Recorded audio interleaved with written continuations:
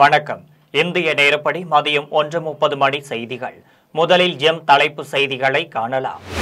ரஷ்யாவிடம் இருந்து எண்ணெய் வாங்குவதை நிறுத்த இந்தியா ஒப்புக்கொண்டுள்ளதாக ட்ரம்ப் பேச்சு. ட்ரம்பின் பேச்சு குறித்து பிரதமர் மோடி வாய் திறக்காதது ஏன் என்றும் ஜெய்ராம் ரமேஷ் கேள்வி. நாட்டின் முக்கியமான திட்டங்களுக்கும் சட்டங்களுக்கும் இந்தியிலும் சமஸ்கிருதத்திலும் மட்டுமே பெயரிடுவது ஏன்? கீழடி அறிக்கையை தடுக்க குட்டி கர்ணங்கள் போடுவது ஏன் என மத்திய அரசிற்கு மு.க. ஸ்டாலின் வினா. விவசாயிகளிடம் நெல் கொள்முதல் செய்யாமல் காலம் கடத்துவதற்கு நயினார் நாகேந்திரன் கண்டனம். உடனடியாக நெல்லை கொள்முதல் செய்து விவசாயிகள் நலனை காக்க வலியுறுத்தல். இடி மின்னல் தாக்கி உயிரிழந்த பெண்களின் குடும்பங்களுக்கு இழப்பீடு 5 லட்சம் ரூபாய் தானா? 25 லட்சம் இழப்பீடு அரசு வேலைவாய்ப்பும் வழங்க பாமக தலைவர் அன்புமணி கோரிக்கை. ஆப்கானிஸ்தானில் பாகிஸ்தான் விமானப்படை குண்டுவீச்சு தாக்கியதில் கிரிக்கெட் வீரர்கள் 3 உயிரிழப்பு. 3 நாடுகள் பங்கேற்கும் கிரிக்கெட் போட்டியிலிருந்து விலகுவதாக ஆப்கன் கிரிக்கெட் வாரியம் அறிவிப்பு. ஜெய்ப்பூரில் தீபாவளியையொட்டி தங்க பஸ்பத்தில் இனிப்பு வகைகள் செய்து விற்பனை. 1 கிலோ 1,11,000 ரூபாய் தான் என பெருமையுடன் பேசும் கடைக்காரர். இனி விரிவான செய்திகளை காணலாம். ரஷ்யாவிடமிருந்து எண்ணெய் வாங்குவதை நிறுத்த இந்தியா ஒப்புக்கொண்டுள்ளதாக ட்ரம்ப் கூறியுள்ள நிலையில் இது பற்றி பிரதமர் மோடி வாய் திறக்காமல் உள்ளதாக காங்கிரசின் ஜெய்ராம் ரமேஷ் தெரிவித்துள்ளார். இந்தியாவிற்கும் பாகிஸ்தானிற்கும் இடையே நிகழ்ந்த சண்டையை தான் தலையிட்டு நிறுத்தியதாக ஏற்கனவே ட்ரம்ப் கூறியிருந்தார். இதற்கு பிரதமர் மோடி பதில் எதுவும் கூறவில்லை. இந்நிலையில் தனது நல்ல நண்பனான இந்தியா ரஷ்யாவிடம் இருந்து எண்ணெய் வாங்குவதை நிறுத்திவிடுவதாக உறுதியளித்ததாக அமெரிக்க அதிபர் டொனால்டு ட்ரம்ப் தெரிவித்துள்ளார். இதுகுறித்து செய்தியாளர்களிடம் பேசிய காங்கிரஸ் மூத்த தலைவர் ஜெய்ராம் ரமேஷ் ட்ரம்பின் பேச்சை மேற்கோள் காட்டியுள்ளார். இது பற்றி பிரதமர் நரேந்திர மோடி வாய் திறக்காமல் உள்ளதாகவும் விமர்சித்துள்ளார். இதேபோல் சீனாவுடனான இந்தியாவின் வணிக பற்றாக்குறை முந்தைய ஆண்டில் ஏப்ரல் செப்டம்பர் வரையிலான அரையாண்டில் 4,960 கோடி டாலராக இருந்தது. இந்த ஆண்டில் அதே காலத்தில் 5,440 கோடி டாலராக அதிகரித்துள்ளதாகவும் கூறியுள்ளார். நாட்டின் முக்கியமான திட்டங்களுக்கும் சட்டங்களுக்கும் இந்தியிலும் சமஸ்கிருதத்திலும் மட்டுமே பெயரிடப்படுவது ஏன் என்று தமிழ்நாடு முதலமைச்சர் மு.க. ஸ்டாலின் வினாவியுள்ளார். அவர் தனது எக்ஸ்தல பக்கத்தில் நாட்டு மக்களின் நெஞ்சங்களில் நிரப்பியுள்ள கேள்விகளில் சிலவற்றை தான் கேட்பதாக குறிப்பிட்டுள்ளார். ஊழல்வாதிகள் பாஜகவின் கூட்டணிக்கு வந்த பின்பு வாஷிங் மெஷினில் வெளுப்பது எப்படி என்று வினாவியுள்ளார். இரும்பின் தொன்மை குறித்து அறிவியல் பூர்வமாக தமிழ்நாடு மெய்ப்பித்த அறிக்கையை கூட அங்கீகரிக்க மனம் வராதது ஏன் என்றும் கீழடி அறிக்கையை தடுக்க குட்டிக்கரணங்கள் போடுவது ஏன் என்றும் மு.க. ஸ்டாலின் வினாவியுள்ளார். நாகப்பட்டினம் மாவட்டத்தில் 10 நாட்களுக்கு மேலாக விவசாயிகளிடம் நெல் கொள்முதல் செய்யாமல் திமுக அரசு காலம் தாழ்த்தி வருவதற்கு மாநில பாஜக தலைவர் நாகேந்திரன் கண்டனம் தெரிவித்துள்ளார். அவர் வெளியிட்டுள்ள அறிக்கையில் நாகப்பட்டினம் மாவட்டம் முழுவதும் உள்ள கொள்முதல் நிலையங்களில் 15,000 நெல் மூட்டைகள் தேங்கியுள்ளதாக குறிப்பிட்டுள்ளார். பருவமழையையும் தீபாவளியையும் முன்கூட்டியே கணக்கிட்டு விவசாயிகளிடம் நெல் கொள்முதல் செய்து உரிய விலையை பெற்றுக் கொடுப்பது ஒரு அரசின் கடமை என்றும் குறிப்பிட்டுள்ளார். முன்கூட்டியே திட்டமிட்டு கொள்முதல் செய்யாமல் அறுவடை செய்த நெல் மணிகளை மழையில் நனைய விட்டிருப்பது திமுக அரசின் அலட்சிய போக்கையே காட்டுவதாக தெரிவித்துள்ளார். நானும் டெல்டாக்காரன் என்று பெருமிதம் கொள்வது எல்லலாவது உண்மை என்றால் உடனடியாக போர்க்கால அடிப்படையில் விவசாயிகளிடம் இருந்து நெல்லை கொள்முதல் செய்து விவசாயிகள் நலனை காத்திட வேண்டும் என்றும் நயினார் நாகேந்திரன் தெரிவித்துள்ளார். இடி மின்னல் தாக்கி உயிரிழந்த பெண்களின் குடும்பங்களுக்கு இழப்பீடு 5 லட்சம் ரூபாய் தானா என்று வினாவியுள்ள பாமக தலைவர் அன்புமணி 25 லட்சம் இழப்பீடு அரசு வேலை வாய்ப்பும் வழங்க வேண்டும் என்று கோரிக்கை விடுத்துள்ளார். அவர் வெளியிட்டுள்ள அறிக்கையில் கடலூர் மாவட்டம் அரியநாச்சியில் வயலில் வேலை செய்து கொண்டிருந்த 4 பெண்கள் உயிரிழந்த நிலையில் அவர்களின் குடும்பங்களுக்கு 5 லட்சம் ரூபாய் மட்டுமே இழப்பீடு வழங்கப்படும் என முதலமைச்சர் அறிவித்திருப்பது போதுமானதல்ல என்றும் தெரிவித்துள்ளார். கள்ளக்குறிச்சியில் கள்ள சாராயம் குடித்து உயிரிழந்தவர்களின் குடும்பங்களுக்கும் கரூரில் தாவேகா பரப்புரை கூட்ட நெரிசலில் சிக்கி உயிரிழந்தவர்களின் குடும்பங்களுக்கும் 10 லட்சம் ரூபாய் இழப்பீடு வழங்கியதை சுட்டிக்காட்டியுள்ளார். உணவு படைக்கும் கடவுள்களான பெண் விவசாயிகளின் குடும்பங்களுக்கு 5 லட்சம் ரூபாய் மட்டுமே வழங்குவதை ஏற்க முடியாது என தெரிவித்துள்ளார். அவர்களின் குடும்பங்களுக்கு 25 லட்சம் இழப்பீடு வழங்குவதுடன் குடும்பத்தில் ஒருவருக்கு அரசு வேலையும் வழங்க வேண்டும் என கோரிக்கை விடுத்துள்ளார். இடி தாக்கி தாக்கிய இந்த விபத்தில் பார்வையை இழந்திருக்கும் தவமணி என்ற பெண்ணுக்கும் தரமான மருத்துவம் அளிப்பதுடன் அவருக்கு 10 லட்சம் ரூபாய் நிதி உதவியும் வழங்க வேண்டும் என்று அன்புமணி வலியுறுத்தியுள்ளார். ஆப்கானிஸ்தானில் பாகிஸ்தான் விமானப்படை குண்டுவீச்சு தாக்கியதில் கிரிக்கெட் வீரர்கள் 3 உயிரிழந்ததை அடுத்து 3 நாடுகள் பங்கேற்கும் கிரிக்கெட் போட்டியில் இருந்து விலகிக் கொள்வதாக அந்நாட்டு கிரிக்கெட் வாரியம் அறிவித்துள்ளது. அண்மை காலமாக ஆப்கானிஸ்தானுக்கும் பாகிஸ்தானுக்கும் இடையே எல்லைப் பகுதியில் அவ்வப்போது மோதல் ஏற்பட்டு வருகிறது. இந்நிலையில் ஆப்கானிஸ்தானின் பக்திகா மாகாணத்தில் உருகுன் மாவட்டத்தில் பாகிஸ்தான் விமானங்கள் குண்டுவீச்சு தாக்குதல் நடத்தியதில் அந்நாட்டு கிரிக்கெட் வீரர்கள் உட்பட 8 பேர் உயிரிழந்தனர். மேலும் 7 பேர் காயமடைந்தனர். உயிரிழந்தவர்களில் 3 ஆப்கானிஸ்தான் அணியைச் சேர்ந்த கபீர், சிப்கத்துல்லா, ஹாரூன் ஆகியோர் என தெரிய வந்துள்ளது. கிரிக்கெட் வீரர்கள் 3 மறைவுக்கு இரங்கல் தெரிவித்துள்ள ஆப்கானிஸ்தான் கிரிக்கெட் வாரியம் நவம்பர் மாத இறுதியில் நடைபெற இருந்த 3 நாடுகளில் 20 ஓவர் போட்டியிலிருந்து விலகிக் கொள்வதாக அறிவித்துள்ளது. ராஜஸ்தான் தலைநகர் ஜெய்ப்பூரில் உள்ள கடையில் தீபாவளியையொட்டி 24 கேரட் தங்கத்தில் செய்த இனிப்பு பண்டத்தை செய்து விற்பனைக்கு வைத்துள்ளனர். நாட்டின் பல்வேறு மாநிலங்களில் தீபாவளியையொட்டி இனிப்பு பண்டங்களின் விலையும் களை கட்டியுள்ளது. ராஜஸ்தான் தலைநகர் ஜெய்ப்பூரில் உள்ள இனிப்பு கடையில் 24 கேரட் தங்கத்தை பஸ்மமாக்கி அதிலிருந்து பல்வேறு பண்டங்களை செய்து விற்பனைக்கு வைத்துள்ளனர். ஸ்வர்ண பிரசாதம் என்கின்ற பண்டத்தின் விலை 1 கிலோ 1,11,000 ரூபாய் ஆகும். பிஸ்தா லோஞ்ச் 1 கிலோ 7,000 ரூபாய்க்கும், கஜு கட்லி 3,500 ரூபாய்க்கும், தங்க லட்டு 2,500 ரூபாய்க்கும், ரசமலாய் ஒரு துண்டு 400 ரூபாய்க்கும் விற்பனைக்கு வைக்கப்பட்டுள்ளன. தங்க பஸ்தபத்தால் செய்யப்பட்டுள்ள ஸ்வர்ண பிரசாதம் என்ற பண்டத்தை செய்து விற்கும் கடையின் உரிமையாளர் அஞ்சலி ஜெயின் இது குறித்து செய்தியாளர்களிடம் பேசினார். அப்போது இந்த இனிப்பு வகை இந்தியாவிலேயே விலை உயர்ந்துள்ளது என்றும் இதை ஒரு நகை பெட்டியில் வைத்துள்ளதாகவும் தெரிவித்தார். தங்கத்தை ஆயுர்வேத முறையில் எரித்து சாம்பலாக்கி அதை இந்த பண்டத்தில் கலந்திருப்பதாகவும் அதன் மேற்புறத்தில் குங்கும பூவால் அலங்கரித்துள்ளதாகவும் தெரிவித்தார். இந்திய பாரம்பரியம் விலை மதிப்பற்றது என்பதை இது காட்டுவதாக அஞ்சலி ஜெயின் குறிப்பிட்டுள்ளார். கோவையில் அதிநவீன கார்கள் தொடர்பான அருங்காட்சியகத்தை அமைச்சர் பழனிவேல் தியாகராஜன் தொடங்கி வைத்தார். கோவையில் உள்ள GD அருங்காட்சியகத்தில் அதிநவீன கார்கள் தொடர்பான அருங்காட்சியகத்தை தகவல் தொழில்நுட்பத்துறை அமைச்சர் பழனிவேல் தியாகராஜன் பங்கேற்று திறந்து வைத்து பார்வையிட்டார். இதையடுத்து அவர் GD நாயுடுவின் கண்டுபிடிப்புகள் பற்றி கூறியதையும் நினைவு கூர்ந்தார். தொடர்ந்து பேசிய அவர் இந்திய அளவில் கார்கள் குறித்து அனைத்தையும் தெரிந்து கொள்ளும் வகையில் அருங்காட்சியகம் அமைந்துள்ளதாக குறிப்பிட்டார். பின்னர் அருங்காட்சியகத்தில் வைத்திருந்த பெரியார் பயன்படுத்திய பிரச்சார வாகனத்தை பார்வையிட்டு சிறிது நேரம் அமர்ந்து ரசித்தார். தொடர்ந்து அமைச்சரும் மாவட்ட ஆட்சியர் பவன்குமாரும் GD நாயுடுவின் பேரன் ராஜ்குமாரும் பேருந்துக்குள் அமர்ந்திருந்து பேருந்தில் உள்ள வசதிகள் பற்றி உரையாடினர். இதையடுத்து மோட்டார் விளையாட்டுத் துறைக்கு சிறப்பான பங்களிப்பை வழங்கியவர்களுக்கு சிறப்பு பரிசுகள் வழங்கி மரியாதை செய்தனர். இந்நிகழ்வில் சர்வதேச வரலாற்று வாகனங்களின் கூட்டமைப்பின் துணைத் தலைவர் ராமின் சல்லேஹு, கல்வியாளர் கிருஷ்ணராஜ், வானவராயர், GD நாயுடு அறக்கட்டளையின் அறங்காவலர் ராஜ்குமார் ஆகியோர் கலந்து கொண்டனர். கரூர் சட்டமன்ற தொகுதியில் வசிக்கும் பொதுமக்களுக்கு மாவட்ட செயலாளர் செந்தில் பாலாஜி தீபாவளி பரிசு பொருட்களை வழங்கி வாழ்த்து தெரிவித்தார். தமிழக வரலாற்றில் திமுக தலைமை இந்துக்களின் பண்டிகைகளுக்கு எப்போதுமே வாழ்த்து தெரிவிப்பது இல்லை.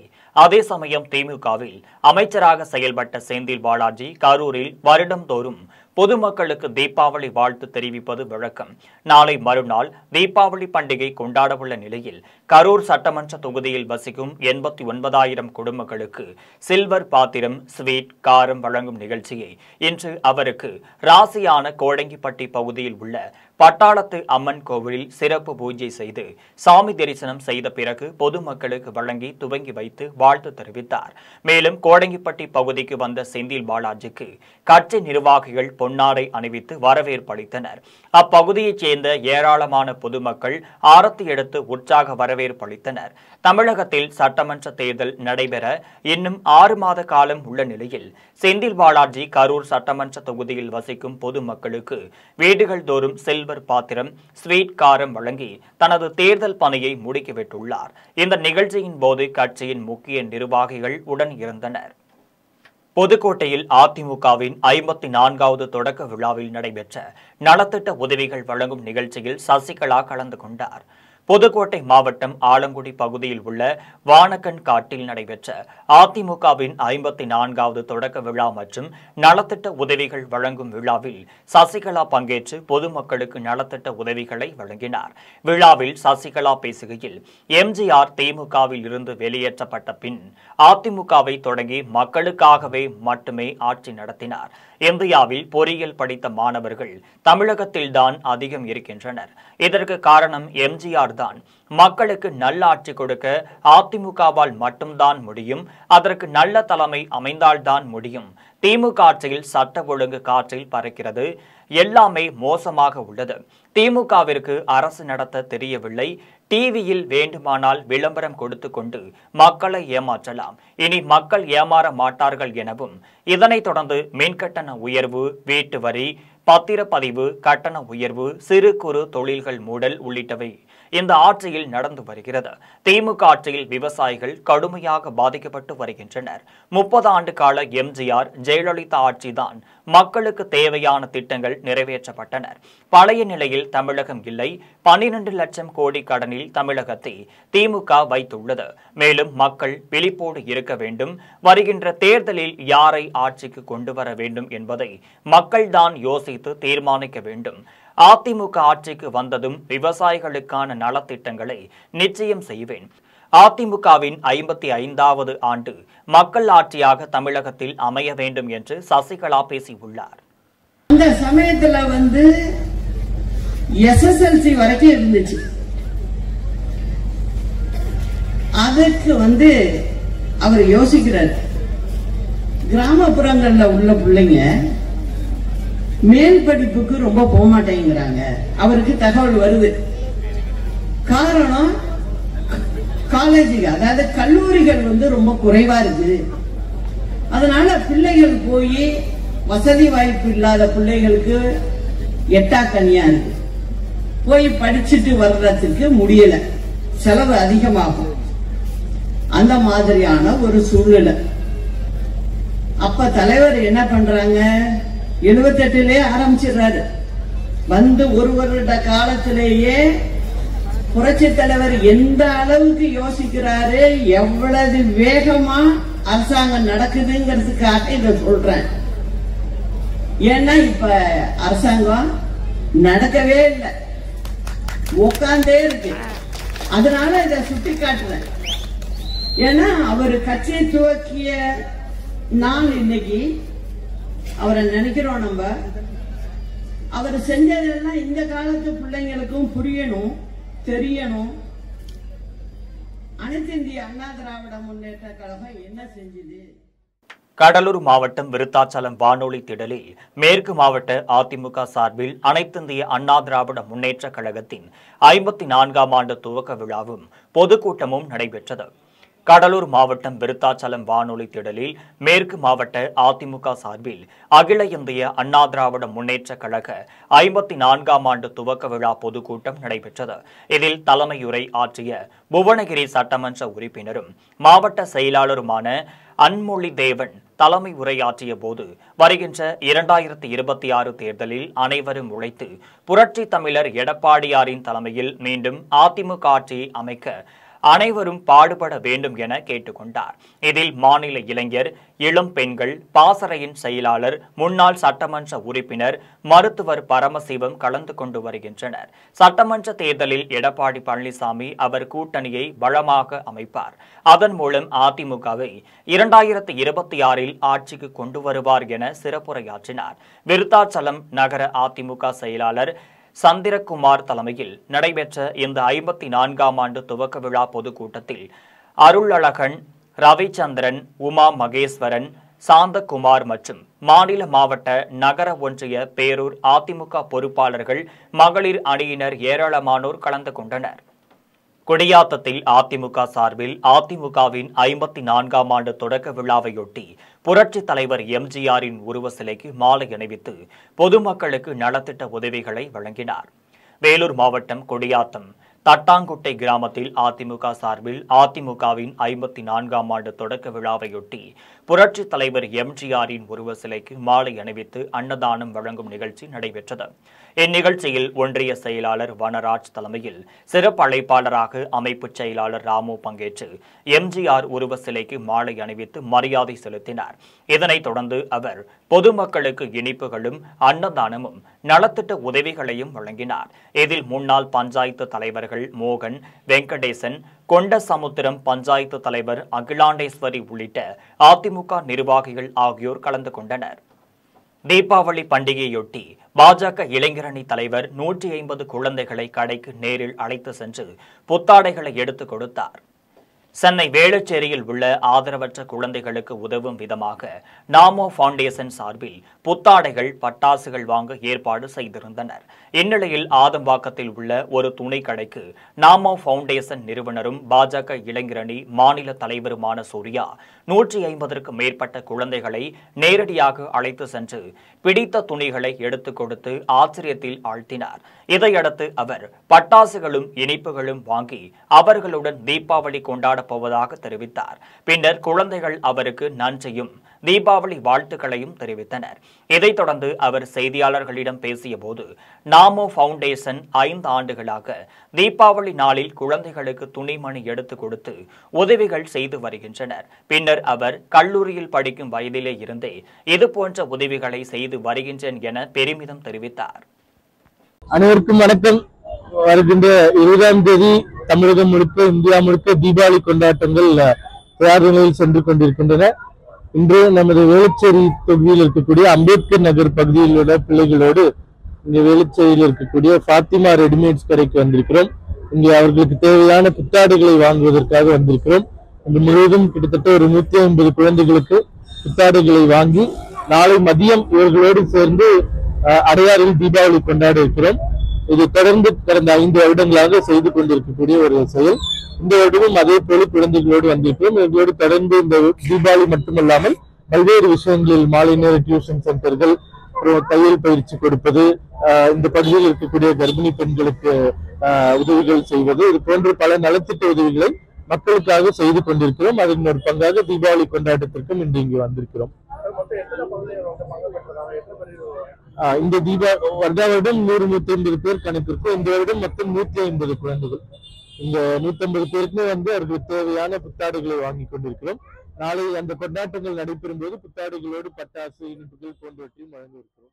கெங்கவள்ளியில் தீபாவளி பண்டிகையொட்டி 3000க்கும் மேற்பட்ட ஆடுகள் விற்பனையானதில் 3 கோடிக்கு வர்த்தகம் நடைபெற்றது. சேலம் மாவட்டம் கெங்கவள்ளி அருகே தேடாவூர் கால்நடை சந்தையில் தீபாவளி பண்டிகையொட்டி பல்வேறு பகுதிகளில் இருந்து பல்வேறு வகை ஆடுகள் விற்பனைக்கு கொண்டு வரப்பட்டனர். இதனைத் தொடர்ந்து கெங்கவள்ளி, ஆத்தூர், சேலம், மதுரை, நெல்லை உள்ளிட்ட பல்வேறு மாவட்டங்களில் இருந்தும் வியாபாரிகள் வந்தனர். இதில் குட்டி ஆடு 2000 ரூபாய் முதல் பெரிய ஆடு 25,000 ரூபாய் வரை விற்பனை செய்யப்பட்டது. பின்னர் சந்தையில் 3000க்கும் மேற்பட்ட ஆடுகள் விற்பனை செய்து 3 கோடிக்கு வர்த்தகம் நடைபெற்ற நிலையில் விவசாயிகள் மகிழ்ச்சியடைந்தனர். கடலூரில் லாட்டரி சீட்டு விற்பனை செய்த பாஜக பிரமுகர் உட்பட 4 பேரை காவல்துறையினர் கைது செய்தனர். தமிழகத்தில் லாட்டரி சீட்டு விற்பனை செய்ய தடை விதித்த நிலையில் கடலூரில் 3 நபர்கள் லாட்டரி சீட்டு விற்பனை செய்து வருவதாக மாவட்ட காவல் கண்காணிப்பாளர் அலுவலகத்திற்கு ரகசிய தகவல் கிடைத்தது. இந்நிலையில் இதுகுறித்து காவல் கண்காணிப்பாளர் ஜெயக்குமார் உத்தரவின்படி துணை காவல் கண்காணிப்பாளர் ரூபன் குமார் தலைமையில் தனிப்படை அமைத்து விசாரணை மேற்கொண்டனர். இதில் உப்பளவாடியில் ஒரே குடும்பத்தைச் சேர்ந்த ஜெயராமன், மல்லிகா, அவரது மகன் சாரதி மற்றும் புதுப்பாளையத்தைச் சேர்ந்த பாஜக பிரமுகர் பிரகாஷ் உள்ளிட்ட 4 பேரை கைது செய்தனர். இதையடுத்து அவர்களிடம் இருந்த 3 நம்பர் லாட்டரி சீட்டு, 500 எண்களும், 22,94,000 ரூபாய் பணமும், 4 செல்போன்களையும் பறிமுதல் செய்தனர். தீபாவளி பண்டிகையொட்டி சென்னை புறநகர் கிளாம்பாக்கத்திலிருந்து மாமண்டூர் சுங்கத்துறை வரை 35 கிலோமீட்டர் போக்குவரத்து நெரிசலால் வாகன ஓட்டிகள் கடும் அவதிக்குள்ளாகினர். தீபாவளி பண்டிகையொட்டி சென்னை அடுத்த கிளாம்பாக்கம் பேருந்து நிலையத்திலிருந்து செங்கல்பட்டை அடுத்த மாமண்டூர் புக்கத்துறை வரை 35 கிலோமீட்டர் போக்குவரத்து தடைப்பட்டது. சென்னையிலிருந்து தீபாவளி பண்டிகையை முன்னிட்டு தென் மாவட்டங்கள் மற்றும் வட மாவட்டங்களுக்கு பண்டிகை கொண்டாட வாகனங்களில் நேற்று இரவிலிருந்து தங்கள் சொந்த ஊர்களுக்கு சொந்த வாகனங்களிலும் ஆம்னி பஸ் மற்றும் அரசு பேருந்துகளிலும் நேற்று மாலையிலிருந்து இன்று காலை 9 மணி வரை போக்குவரத்து நெரிசலில் வாகனங்கள் ஊர்ந்து செல்கின்றனர். பரனூர் டோல்கேட்டில் இருந்து செங்கல்பட்டு டவுன் வழியாக திருக்கழுக்குன்றம், கல்பாக்கம், ECR சாலை வழியாக நெரிசலை கட்டுப்படுத்த வாகனங்களை காவல்துறையினர் திருப்பி விடுகின்றனர். பரனூர் டோல்கேட்டில் இருந்து செங்கல்பட்டு வரை கடக்க சுமார் 3 மணி நேரம் செலவாகிறது. நாகர்கோவிலில் ஆட்டோவில் இருந்த விஷ வாய்ந்த பாம்பினால் சிறிது நேரம் போக்குவரத்து நெரிசல் ஏற்பட்டது.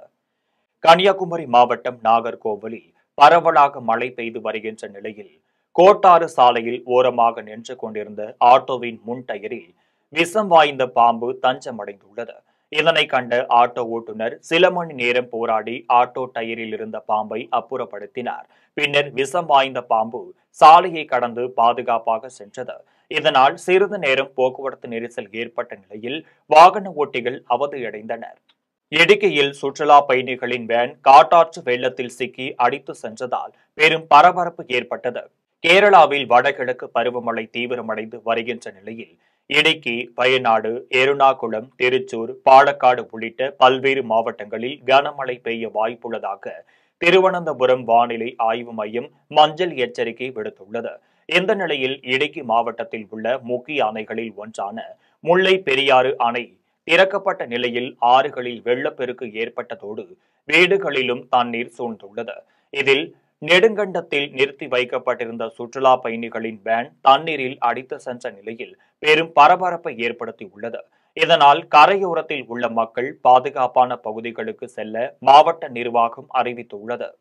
தென்காசியில் பெய்து வரும் தொடர் கனமழையால் காட்டாற்று வெள்ளப்பெருக்கு ஏற்பட்ட நிலையில் குற்றால அருவி செந்நீரமாக மாறியது. தென்காசி மாவட்டத்தில் கடந்த சில தினங்களாக மழையின் தாக்கம் அதிகமாக உள்ள நிலையில் குற்றால மெயின் அருவி, ஐந்தருவி, பழைய குற்றால அருவி உள்ளிட்ட அருவிகளில் கடுமையான காட்டாற்று வெள்ளப்பெருக்கெடுத்து ஓடுகிறது. இதில் மலைப்பகுதியில் இருந்து மண், கருக்கள், மரத்துண்டுகள் ஆகியவற்றை அடித்து வரப்படும் நிலையில் அருவியில் நீர் செந்நீரமாக காட்சியளிக்கிறது. இந்த வருடத்தில் குற்றால அருவிகளில் அதிக அளவு ஏற்பட்டுள்ள வெள்ளப்பெருக்கு இது என்பது குறிப்பிடத்தக்கது. தூத்துக்குடியில் பெய்து வரும் கனமழையால் கோரம்பள்ளம் குளத்தில் இருந்து 1500 கன அடி நீர் வெளியேற்றப்பட்டுள்ளது. தூத்துக்குடி மாவட்டம் மற்றும் மாநகர பகுதிகளில் கடந்த 2 நாட்களாக வடகிழக்கு பருவமழை துவங்கியுள்ளது. வங்கக்கடலில் உருவாகியுள்ள காற்றழுத்த தாழ்வு நிலை ஆகியவற்றின் காரணமாக பலத்த மழை பெய்து வருகிறது. இதனைத் தொடர்ந்து வானிலை ஆய்வு மையத்தின் ஆரஞ்ச் அலர்ட் எச்சரிக்கை விடுத்துள்ளனர். மேலும் இடி மின்னலை தொடர்ந்து பலத்த மழை பெய்து கொண்டிருக்கிறது.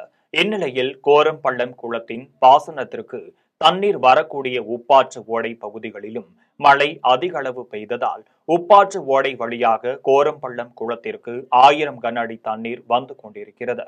இதன் காரணமாக குளத்தின் பாதுகாப்பு கருதி 1500 கன அடி தண்ணீர் வெளியேற்றப்பட்டு வருகிறது. மேலும் கோரம்பள்ளம் குளத்தின் வடிகால் பகுதியில் வசிக்கும் பொதுமக்கள் எச்சரிக்கையாக இருக்குமாறு மாவட்ட நிர்வாகம் சார்பில் தெரிவிக்கப்பட்டுள்ளது.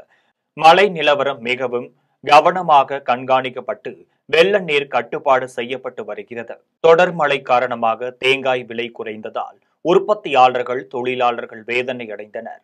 மதுரை மாவட்டம் சோழவந்தான், கருப்பட்டி, மண்ணாடிமங்கலம், குருவித்துறை, திருவேடகம், மேலக்கால் ஆகிய பகுதிகளில் 50க்கும் மேற்பட்ட தேங்காய் கிடங்குகள் உள்ளது.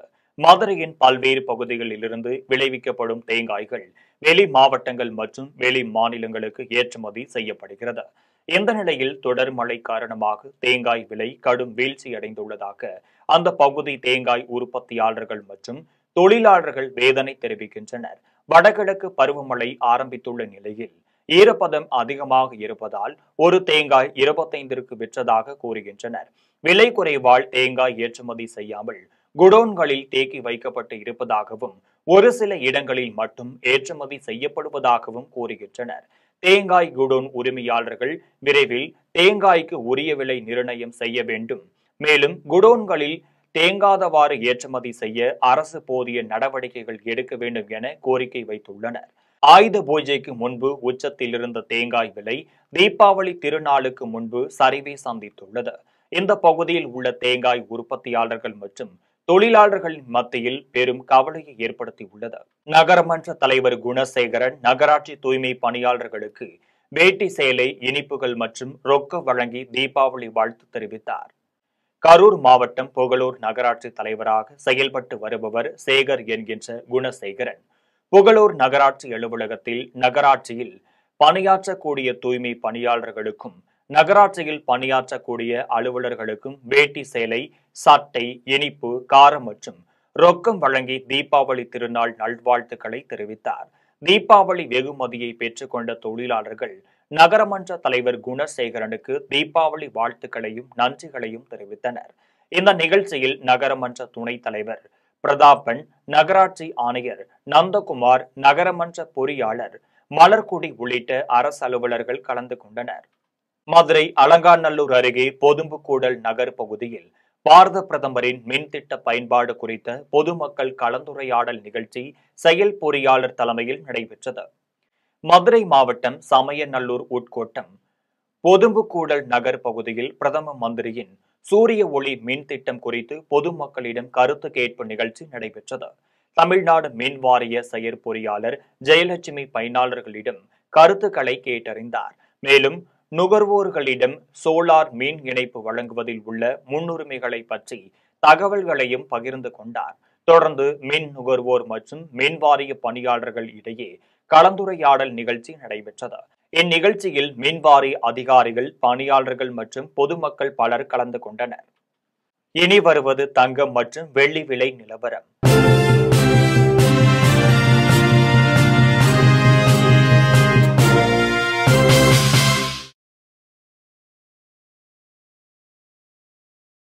சென்னையில் ஆபரண தங்கத்தின் விலை என்று ஒரு சவரன் 95,600 ரூபாய்க்கு விற்பனை செய்யப்படுகிறது. சென்னையில் இன்று ஆபரண தங்கத்தின் விலை கிராமிற்கு 250 ரூபாய் குறைந்து 11,950 ரூபாய்க்கு விற்பனை செய்யப்படுகிறது. மேலும் ஒரு சவரன் 2,000 ரூபாய் குறைந்து 95,600 ரூபாய்க்கு விற்பனை செய்யப்படுகிறது.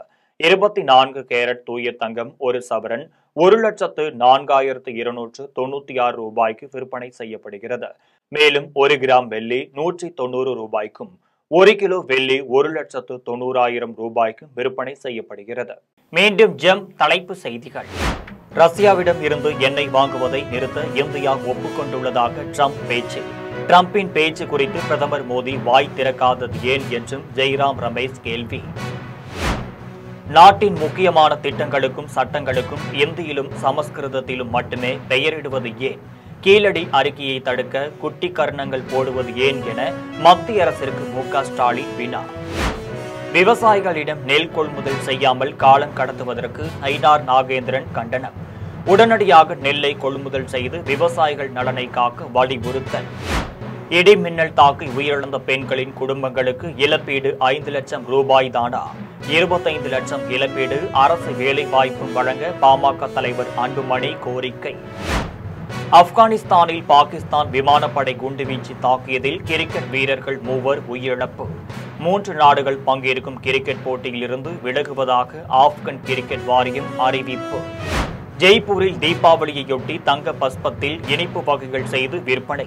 1 கிலோ 1,11,000 ரூபாய் தான் என பெருமையுடன் பேசும் கடைக்காரர். இத்துடன் ஜெம் செய்திகள் நிறைவடைகின்றன. மீண்டும் ஜெம் செய்திகள் மாலை 6 மணிக்கு. உடனுக்குடன் செய்திகளை காண gemlive.tv என்ற இணையதளத்தில் இணைந்திருங்கள். நன்றி, வணக்கம்.